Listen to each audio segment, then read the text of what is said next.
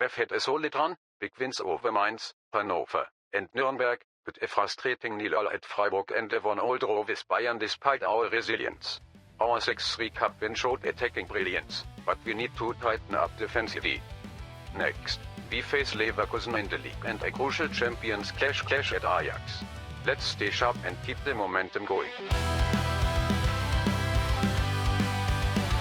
Hello everyone and welcome to episode number 46 of Red Bull KloppBot here on Sean Does FM with Leipzig. I hope you're doing well and coming today. We're going to take on Bayer Leverkusen, who are actually struggling quite a bit in the Bundesliga this season, but they are part of the Champions League. Before we play a game in that competition away from home, we will take on Ajax and see what the KloppBot's hotspots are in a city, which could definitely get quite interesting. Hopefully that might be the case anyway, but we have played a couple of games off camera off the back of the end of last week, where we did take on Manchester United and Benfica in our first couple of games in the Champions League this season. So if you missed that one, I'll leave a link to it over in the top right corner. We have actually dropped a few points since then in both competitions. First up, it was the Bundesliga. We backed up that win over Benfica with a couple more. 3-1 over Mainz, backed up there with a 3-0 win over Hannover. Decent gap between those two games as well, which did thankfully allow some of our guys to get back to full fitness in terms of their match workload. And then a 2-0 win over Nuremberg before we did actually take on Bayern Munich in the Champions League. Dropped some points here.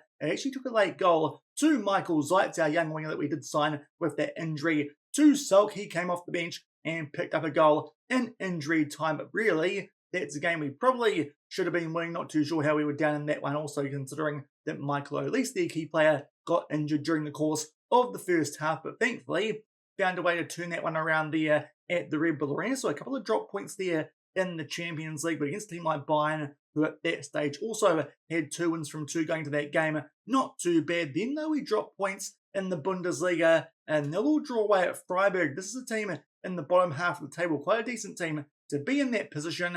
But look at the stats from this game. Got absolutely no idea how we didn't win it. To be fair, I say that. Benjamin Sesko, he got injured, he's got a concussion, out for a couple more weeks with that, but there's a game we absolutely dominated, but somehow didn't score a goal. So frustrating drop points there, even though it was away from home at the Europa Park Stadium, but thankfully got back on track. The game we did play prior to coming back for this episode, but it was against the team from down the divisions here in Germany, Gruffer Fürth, who are in the 2 Bundesliga all the way down. At the bottom of that league, we picked up a 6-3 win with 4-0 up here at halftime, so really the game was over by the 45-minute mark. They did grab a few goals back in the second half to actually win that part of the game, but thankfully we also scored a few more and picked up a pretty comfortable win there with quite a heavy rotation. So a couple of drop points in the Bundesliga and the Champions League, but thankfully still in a pretty good position here at RB Leipzig. In terms of the Bundesliga, we find ourselves on top, albeit joint on points with Bayern Munich, but those guys have played an extra game. Bochum actually having a really good season so far, up in third on the same amount of points, a few points further back to the likes of Dortmund, Hamburg and Gladbach. So it's quite tight at the moment at the top of the Bundesliga. Bayer Leverkusen, though, have struggled quite a bit early stages. They're all the way down in 15th, which is a bit surprising for a team who are also in the Champions League this season. Not too sure what's going on there. Of course, they do still have Pep Linders in charge, but only 10 points from their first 9 games. He might be under pressure soon. To be fair, their recent form has improved. A win over Nuremberg, backed up with one over Werder Bremen in the DFB Pokal. But I'm pretty sure all those key players and captains, the same as it was the last time that we took these guys on off the back of Pep Linders' appointment, going into our first full season here at RB Leipzig, the former Red Bull Salzburg man. Hopefully we can find a way to get the better of him. But really, given league position, there should be a game where we can pick up a win, especially with this one being at the Red Bull Arena, albeit we are dealing with a couple of serious injuries. As you would have seen before, we did lose Sesko in that game where we did drop points to Freiburg, a concussion. He's out for a further week and a half, so won't feature in either of the games. And today's episode should be back off the back, though, of an international break that is coming up in only a couple of games' time. But Sesko, he's not available. That's the reason that Ramsak's back in the first team, as you would have seen during that Gruffer Fürth game. Also, we are missing Restes with a twisted ankle. He's out for 2 to 4 weeks. So it does mean that Simon comes back in off the back of that slight error that he did make in that Benfica game. Thankfully, since then, less goalkeeping errors, mainly because we've been using Restes. Let's hope that Simon doesn't do anything too silly during the course of today's episode. Timo Schleck also makes his way back up into the first team, albeit That'll mainly be for the Champions League, because we're going to risk things without a goalkeeper sitting on our bench. And also, obviously, Kylian Solk is still out, but getting close to recovering from that broken lower leg, now just 3 to 6 weeks away from coming back from that. So a couple of injuries, most notably to the first team. Restes is our first choice goalkeeper and our star striker in Benjamin Sesko, but apart from that, looking pretty strong going into this clash. Hopefully we can get one over Bayer Leverkusen and Pep Linders and stay on top of the Bundesliga. And here are the team sheets for this first game of today's episode, looking to stay on top of that Bundesliga table, albeit it might just be because of goal differential. There's our team. Couple of changes, obviously. Simon in goal and Marban up top, but also Diaz in the cam role there as Bayer Leverkusen are going with a 4-3-3. They do have Kai Havertz. They've signed him back from Arsenal, so interesting move there from Bayer Leverkusen going into this season. Last season, he was there on loan, so they've actually had Kai Havertz back at the club for a wee while here, have Bayer Leverkusen, but as I said, the obvious changes, and Diaz in central attacking midfield, because both Simons as well as Ben Seguir on a heavy workload, but hopefully can still find a way to pick up 3 points at home. And it takes until just past the halfway mark here of the first half for the first highlight. Bayer Leverkusen there in the black. We're on the ball, but thankfully a poor pass, and Hincapi can link up here with Magno from a tight angle. Really good chance, but unfortunately he blasts that one wide there. You can see the stats. We're slightly on the front foot, a much higher XG. Bayer Leverkusen, though, are getting some chances off and only a few minutes off back of that opening highlight. They do have a throw in here, albeit it is inside of their own half. The goalkeeper plays that out somehow. They actually keep hold of the ball. Good tackle there from Martel, but unfortunately they get it back there through Grimaldo, who does have an orange injury. Maybe that's someone we can try and go a bit harder on in the second half if we need to. Now, Cuevas, actually a player on loan from us, one of those players that we did sign going to the start of the season with some spare money we had. Unfortunately, he's just helped set up a goal against us, because that one got flicked on to Solder at the far post, who makes it 1-0. So unfortunately, despite the fact that so far we've looked like we've been on the front foot in this game, they take a 1-0 lead. It was Havertz with the ball, gets flicked on there to Solder by Terrier, who puts that one away. Not good work there down our left-hand side defensively, and we go 1-0 behind with 10 minutes left in the first half. And just make our way into 2 minutes here of added time in the first half, and that was quick, that's what she said. It's 1-0 header by Leverkusen. This will be some more really frustrating drop points for us here in the Bundesliga. We're going to make some changes. A few people struggling at the back. We've got Bradley on a yellow card, so Malhero can come on for him. Also take off Luke Haber on a 6.4 for Shabalala, and both our wingers were struggling. So Deja can come on at right wing, and Udrago at left wing. Give those guys a rest while they're not doing too well. So lots of changes here at halftime, but hopefully that might kick us into gear. It's currently a bit of a poor result this would be for us, as we're 1-0 down.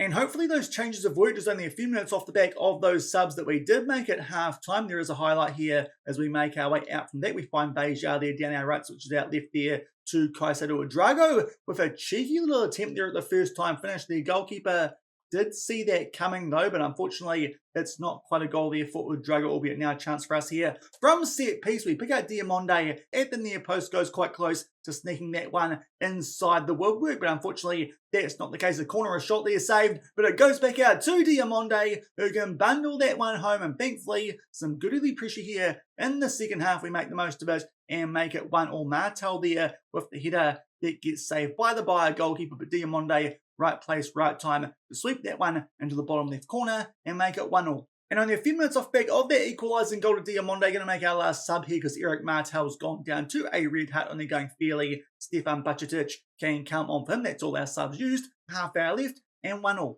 And a little bit surprisingly, it's been quite off back of that equalising goal in that final sub that we did make. Was hoping we might start to be on the front foot and push for a winner, but unfortunately there's been no highlights up until now. We have the ball here inside of the Bayer half, hopefully get a chance here to make it 2-1. Nice ball forward there to Marban, who will put that one away, albeit the assistant referee has put his flag up, and it did look pretty clear cut offside. Hopefully he's wrong for this one, but our players, they aren't celebrating. Indeed, that goal's been disallowed. So unfortunately Marban on a 6.4, just struggling a bit today, and can't unfortunately stay onside from that ball from Udrago. To be fair, he's an absolute mile offside. That one didn't really need the VAR check, but unfortunately, it looks like this one might finish 1, or we go attacking. Probably a little bit too late for us there, but we do come back from 1-0 down to pick up a draw, but it's starting to become a bit of a problem here at RB Leipzig. we are now dropping points quite regularly in the Bundesliga, alongside that hopefully just one-off game in the Champions League against Bayern Munich. But a game there where we're well and truly on the front foot, but again, we drop points to a decent team, but one that's been struggling so far this season in the bottom half of the table. That's definitely becoming now a little bit of a theme here at RB Leipzig. Happened earlier in the season with Eintracht Frankfurt back when they were down in the relegation zone off the back of a pretty tricky start, but thankfully that point's enough for us to go top of the table. Then now Bochum and Dortmund do have a game in hand, but some drop points there at home against Bayer Leverkusen. Hopefully we'll turn things around against Ajax in the Champions League. So a frustrating draw for us there against the bottom half team in Bayer Leverkusen. Pep Linders takes some points off us, and unfortunately Bochum have gone top of the Bundesliga. Not too sure what's happening there with those guys. I think Volpato, the Australian, is the key player. We'll definitely take them on at some stage there this season. But they're doing really well. A 3-0 win there over Werder Bremen to go sole top of the Bundesliga. Dortmund also picked up a win, but they're below us because of goal differential. But Bochum on top of the league after 10 games played. A team predicted to finish 15th. Not too sure what's going on there. They've had a hot start to the season. Hopefully can bring it into that when we take them on, I believe. And we'll have our first games off the back of the winter break, but now it's time for us to switch our attention momentarily to the Champions League and hopefully bounce back from those drop points to Bayern Munich as we take on Ajax. This could be a tricky game away from home. Obviously, one of the better teams expected to be winning the Eredivisie pretty much every season, and they come into this one actually having had quite a good start to the Champions League, including, as you can see there, that last match day, a 4-1 win over Napoli. So that's a really good result there for Ajax. This could be a tricky game, as I said, away from home. Francisco Farioli is the manager who likes to go with a 4-3-3. Their captain, Sivert Mundsberg, the 26-year-old Norwegian who does play in midfield. Very, very handy player indeed with that 3-star current ability and potential. Their vice-captain, Kenneth Taylor, a homegrown Dutchman, the same age and pretty much playing the same position. Another handy-looking player there currently. He is wanted by Al Nassr over in Saudi Arabia, but their key player, that is Sudakov from Ukraine, another 26-year-old there. Here's what he looks like. 4 stars current ability and potential. A decent attacking threat who's spent a couple of seasons there at Real Madrid, but Ajax have somehow got him there into the Eredivisie. So those are the key players there at Ajax. You'd like to think our players a bit stronger here at the current Bundesliga champions, albeit somehow lots of our key players on a heavy workload, even though the only big game they've played in the last week or so was that Bundesliga win against Bayer Leverkusen, and before that draw against Freiburg, because we did rest most of our first teamers in the cup game that we did play. So it does mean we're going to have to put a little bit here of a rotation, can bring on some big guns off the bench if we really need to, but certainly a bit of a weakened team for us here as we take on Ajax in the Champions League. And ideally, this would be a game that we pick up 3 points from. Because of that draw against Bayern Munich, we're now only on 7 points, and if other results go against us here on this match day, we could drop outside of that all-important top 8, which will see us go straight through to the round of 16. To be fair, we should probably get back up there with our last couple of games in this competition, including the next one as well against Rapid Wien. But then in January, Legia Warsaw and Olympiacos. So that should definitely be a couple of wins we can pick up to finish the league stage here of the Champions League. But hopefully, if we pick up the wins early, can treat those as sort of B-team games for our squad players and focus on some quite big games there in the Bundesliga early that month. You're thinking against Bochum and Bayern Munich. So hopefully, we can find a way to pick up a win here as we take on Ajax. But before then, it's our first time going to Amsterdam. Let's see what the KloppBot's going to find for his hotspots there over in the Netherlands. And here's what the KloppBot's found here for our trip to Amsterdam. We're playing here in the Champions League. We've told him that we want accommodation and 3 fun, unique things to do. I was a little bit worried about what he might come up with, considering that prompt in a city like Amsterdam. But first up, we've got our hotel options. We're going to go stay at the Olympic Hotel Amsterdam, located near the Olympic Stadium and surrounded by sports fields. This hotel offers 309 stylously decorated rooms, so it does mean, I guess, that each of our players get a separate room, making it an ideal choice for athletes and sport teams. Let's go over here to the website.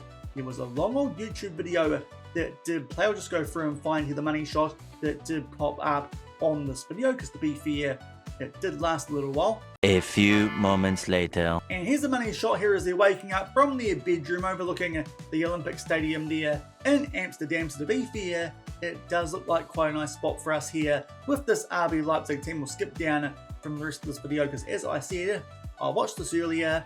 It went on for blooming ages, but there's the hotel that we're staying at. Quite a nice view, and also it does look like the facilities are quite handy as well. So we're going to be staying there for our time in Amsterdam. Now, for activities, we're going to try out first a canal boat challenge cruising collaborate, whatever that does mean. Apparently, nothing says Amsterdam quite like a journey along its iconic canals. Honestly, I thought there might be some other activities, probably not suitable for a football game, that might be a bit more Amsterdam. But anyway, apparently this canal boat challenge puts a fun twist on a traditional boat ride, inviting teams to take the wheel of their own electric boat and navigating the city's charming waterways as you glide past historic houses and bridges. You'll be tackling clues and completing challenges, making the journey as engaging as the scenic. This activity ideal for boosting teamwork, communication, and problem-solving skills. To be fair, it was long-winded, but eventually got to the reason that we are doing this and going over the website where this was found from by the KloppBot. You can see the absolute copy and paste merchant is the KloppBot here, but there's what it looks like down the canals of Amsterdam. Hopefully no accidents of too many people are baked while they're doing that, but that's the first thing we're going to do over there in Amsterdam. Second up, something which is a bit similar, but this time on foot. We're going to do an interactive city hunt. Participate in an engaging treasure hunt that takes you through Amsterdam's historical city centre. This activity combines competition and learning, which I don't know if we want too much of before a big game, but anyway, as the teams work together to uncover hidden gems and solve puzzles, enhancing collaboration and strategic thinking. Hopefully that works kind of quite similar there to what we did in our boats. But there's the picture that's popped up for this one. To be fair, it's a bit of a stock standard picture that could just be of anything. It all doesn't really look like there's much treasure hunting going on there, but apparently that's part of it. And we're going to do the treasure hunt there for a good couple of hours in Amsterdam. To wrap things up there from the KloppBot, no sign of any cakes or anything dodgy, biscuits or brownies or anything like that. We're going to finish off with a little bit of more strenuous activity as we do a climbing adventure at a centrally located climbing centre. We'll challenge the team with a climbing session at one of Amsterdam's top facilities. This activity encourages colleagues to support each other and push their limits, learning essential skills for climbing, bouldering and belaying under professional supervision. So we'll see what this is like. Hopefully no injuries with some of the ones that we are currently dealing with. No chance that Sesko does this while he's out with concussion, but pretty much going to try here some speed climbing just like was at the Olympics last year. So those are the three things we're going to do while in Amsterdam. Not quite as risque as I thought the KloppBot might go for that trip, but hopefully it sets us up nicely to get back into winning form and stay inside that top 8 of the Champions League. And here are the team sheets for this Champions League clash. We hopefully can keep our spot here in the top 8. There are Ajax going with 4-3-3, done quite well early stages of this competition. And indeed, that funny formation 4-3-3 looks a bit weird on the Champions League graphic. Now, we've got a few changes at the back, especially Shabalala and Norby at centre-back and Kevin Keir. He's at left-back. Also, LG Falmas comes in for Caicedo in box-to-box midfield. And also, Zeitz starts at left wing while Magno is on a heavy workload. But apart from that, it's the same team that did play that previous game, where unfortunately dropped some points to Bayer Leverkusen. Hopefully can do a bit better here, even though it's away from home against a team going much better in the Champions League, and can find a way, as I said, to keep one of those top 8 spots. And we don't have to wait long for the first highlight of this game, just 5 minutes in. It's a corner there to Ajax. Thankfully looking far post with Robbie. Can't quite get up to claim that one, but we put pressure on him. Unfortunately, can't quite get that ball off them. They make it inside the box, but thankfully get it back. But poor touch from Zeitz, but thankfully loose touch then from Ajax. We can hoof it clear there through Simon, but unfortunately that finds Sudakov there down the right-hand side. Keeps the ball quite nicely. A nice chance there for their striker, I believe that was. Might have been their left winger, but still, that's a big book from Bradley to make sure that one doesn't find its way to the back of the net. Pretty sure there that Simon did get beaten, and thankfully we head that one away, nothing doing on the counter attack, still 0-0, 10 minutes in. And only a few minutes off back of that opening chance, Ajax putting lots of pressure on us early here in this game. A free kick there to Unava, but thankfully Simon can make a half-decent save there, as that one was looking for the bottom right corner. But early stages Ajax here are definitely on the front foot. Thankfully, they float that one far post, and Simon can also claim that one, so he's off to a good start in this game. But again, Ajax have a set pieces by really struggling in this competition. They're 2-0 down there to Athletic Club. Thankfully, the corner, that goes just wide the post, and now we're down the other end for a throw of our own, albeit do give the ball away there pretty softly. Thankfully, Ajax can hoof that one deep, and we get the ball back. But then Martel, with a loose touch to Ajax here, do get a chance to keep the pressure on us here inside the opening stages of this game. Bakayoko given far too much space and squares it for Brian Robbie, who can put that one away. And to be fair, that goal's been coming pretty much for the entirety of this game. A bit frustrating that actually came from a highlight where we finally had a chance to do something with the ball, but for some reason here, Bakayoko just absolutely does allow men there. Down the right-hand side, Bradley was having a good game up until then, bit soft there defensively, and Bakayoko squares that one for Robbie to just tap home simply. It's been coming, but it's 1-0 Ajax. And a little bit surprisingly, that's been it for highlights here in the first half of this game. Ajax are definitely still a team on the front foot, but only 1-0 up, which considering how many highlights they did have at early stages of that game isn't too bad. But definitely have to make a sub here at halftime. Kudus is struggling on a 6.4. We'll take him off there for Magno and switch him with Zeit so he can go to his more usual right wing position. Lots of players out there on some fair 6.5 ranks, but we'll give them some time there in the second half to turn those around, especially because most of our bench players in this game on a heavy workload, probably a good idea to give them rest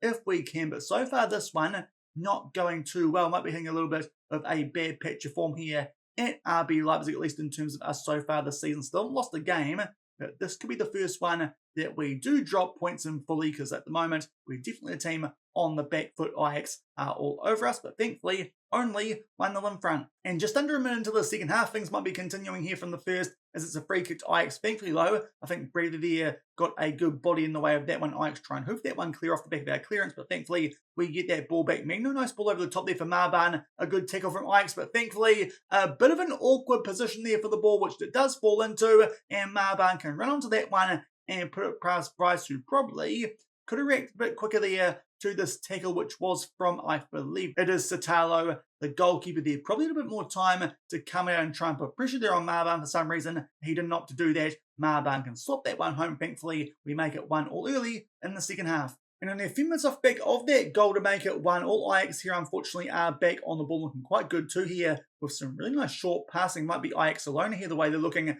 in this highlight. Univar will square that one nicely for Sudakov. They put that one into the mix a bit. Thankfully, there, bit of a clearance off the line, and Brobby does get a shot off, which Simon does make a decent save from. So Ajax here, another chance from set piece, which so far they've looked quite threatening from. Might even make a sub here in midfield when this highlight does come to an end. We do try and clear it away there. Don't do a great job, but thankfully Ajax here are now just back inside of their own half. But unfortunately, this highlight does look like it's going to continue. Mansberg plays that one back there to Weiss, who plays that one out there to, I believe that was Wrench down their right hand side. Now Bakayoko, who of course had a big hand in that first goal, which they did score. Nice spread the ball through there to Brobby, but thankfully Simon comes up with another big save. But so far in this game, it looks like our central midfielders doing a pretty poor job. So we're going to sub them both here for Buttigieg and Caicedo. Hopefully that might just stop the current flow of highlights in Ajax's favour, because they're definitely looking for a winner off the back of that Marban equaliser with just over a half hour left. It's still 1-1. We'll just wait and see if those subs cancel out their highlight, and thankfully they do. And just about to make our way into the last 20 minutes of this game, I think it's time for us to make our last couple of subs. Shabalala going fairly on a 6.5 at the back, so we'll bring on Diamonde here for some big bench impact, and also Michael Zeit's not going too well there at right wing. Benzagier can come on for him, and we'll try Xavi Simons at right wing for the last 20 minutes of this one. Still 1-1. And just made our way into the last 5 minutes of this game, and a highlight starts here where Ajax are on the ball, so hopefully they don't find a way here to take the lead. Bakayoko will pull that one back for Brian Robbie, but thankfully he was offside of Bakayoko was, so thankfully it's still 1-1. Off the back of that, we might just go here a bit more attacking in terms of player roles, and also in terms of our mentality, also be a bit more expressive and go a bit wider in terms of our attack as well, and see if that does start to get us here on the front foot a bit more, because ideally don't drop points here. Otherwise, do think with some other results that are currently coming through here in the Champions League on this match day, would drop outside of the top 8, albeit, as I said,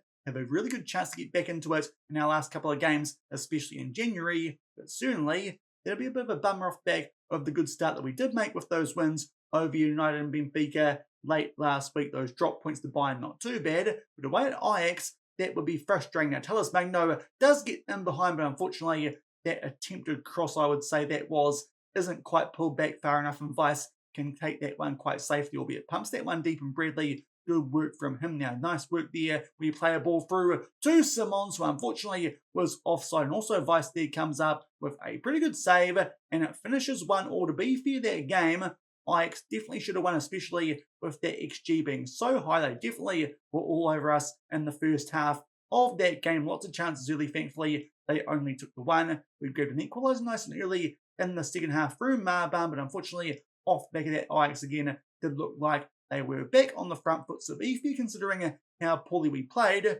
should probably be quite happy with a draw there, take that point back to Leipzig. But unfortunately, it does mean for now, we drop outside of that top 8.